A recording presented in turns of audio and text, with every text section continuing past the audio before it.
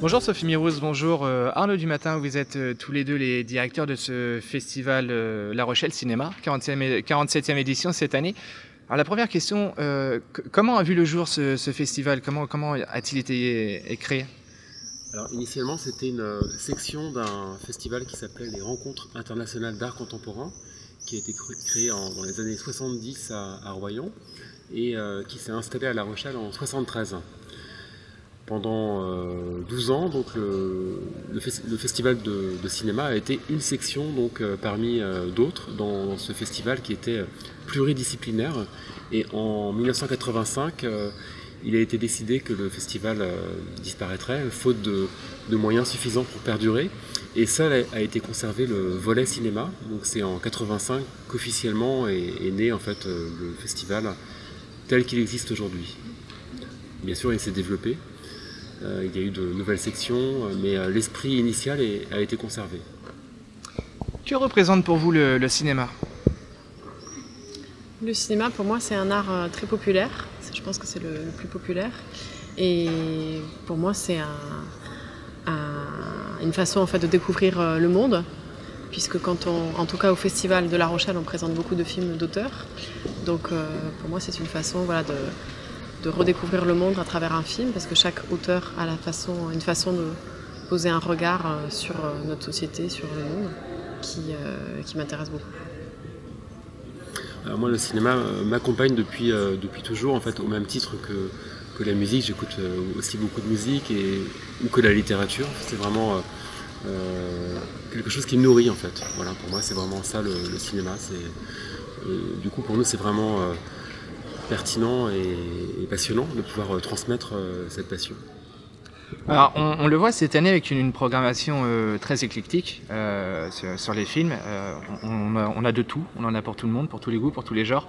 On a eu des invités de marque, on a eu Dario Argento qui était là aussi, Christophe Gans.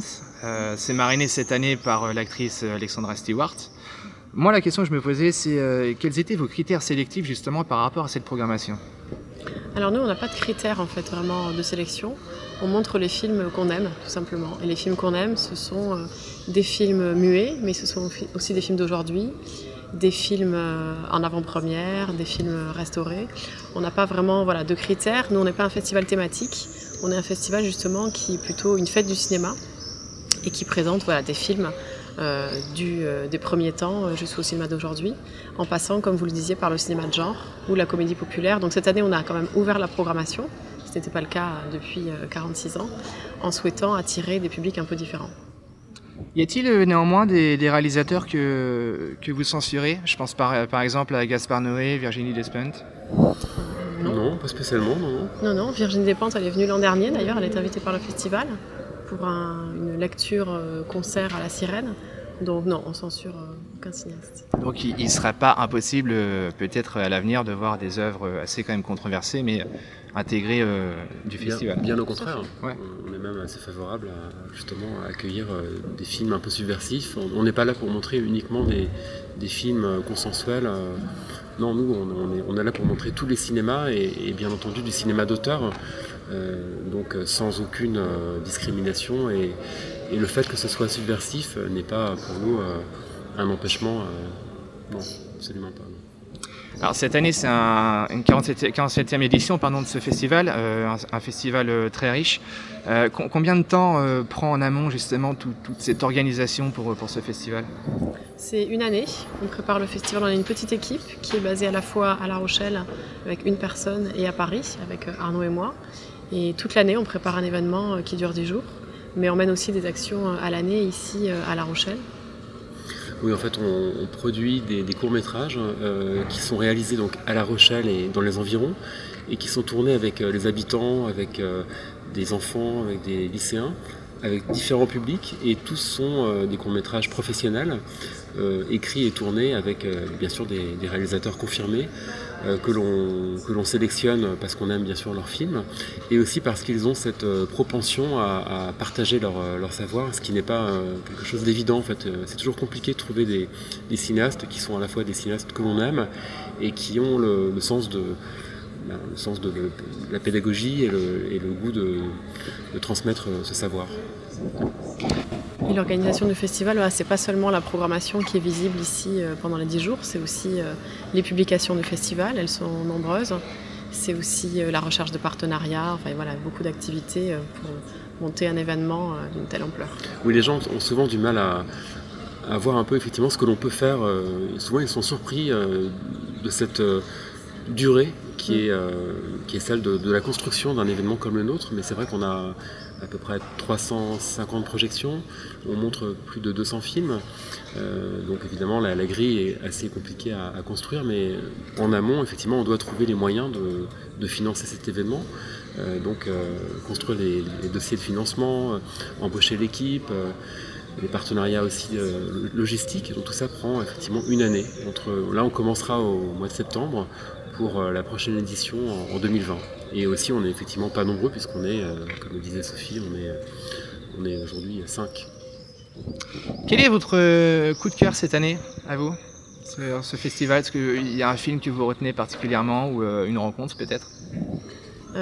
Question difficile, parce qu'en effet, comme le disait Arnaud, on montre plus de 200 films, donc moi je les aime tous, honnêtement.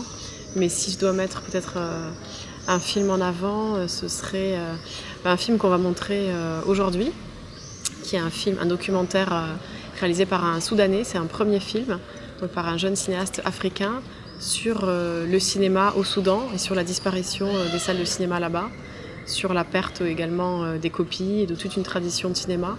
Et voilà, c'est un documentaire sur le cinéma dans un pays qu'on connaît mal, qui connaît beaucoup d'affronts en ce moment politiques. Donc voilà, c'est un film qui me tient particulièrement à cœur, qu'on montre aujourd'hui. Alors oui, effectivement, c'est assez compliqué puisqu'on a une telle diversité esthétique et qu'il est compliqué de ne retenir qu'un film. Mais je choisirais peut-être Bombay, qui est un épisode de l'Inde fantôme, une série documentaire tournée par Louis Malle en Inde. Et demain soir en salle bleue, donc il y aura une création ciné-concert autour de cet épisode avec 7 musiciens dirigés par David Stank, qui est un compositeur que l'on a invité donc, à La Rochelle pour créer justement cette musique. Donc je suis assez curieux de découvrir leur travail et en tout cas tout a l'air vraiment, ça a l'air vraiment très riche et donc voilà, j'attends avec impatience cette création. Et enfin, quel est le film que vous aimez mais que au final vous n'assumez pas trop? Moi ce serait Dirty Dancing. J'ai dû le voir 10 fois quand j'étais jeune, je ne l'ai jamais revu, mais je pense qu'il vaut mieux pas revoir les films qui nous ont marqués quand on avait 15 ans et qu'on a vu en boucle pendant une année.